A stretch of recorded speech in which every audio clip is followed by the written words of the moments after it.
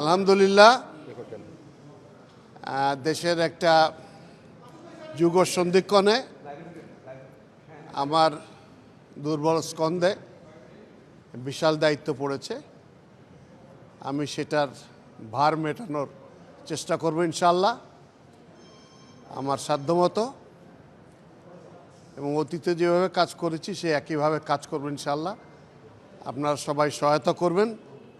সকালে আপনারা জানেন যে দুই দফায় আপনার সংসদ সদস্যদের শপথ হবে। একটা তো তারা সংসদ সদস্য হিসেবে শপথ নেবেন, তার পরবর্তীকালে এই যে আমাদের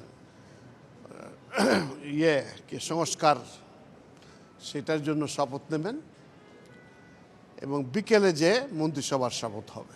তো সেটারই ব্যবস্থা করার জন্যে আমরা এই মুহূর্তে উঠে পড়ে লেগে আছি ক্যাবিনেট ডিভিশন। তো আমরা ইনশাআল্লাহ যখনই আরও ডিটেলস আসে আপনাদেরকে জানাব। এটা ডিপেন্ড করে যিনি ইনকামিং প্রধানমন্ত্রী হবেন তার সিদ্ধান্তের উপর।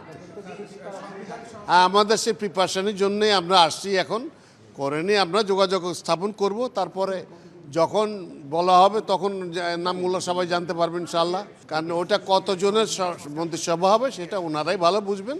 আমাদের একটা প্রিপারেশন থাকে, তারপরে কম বেশি হতে পারে সমস্ত কিছু।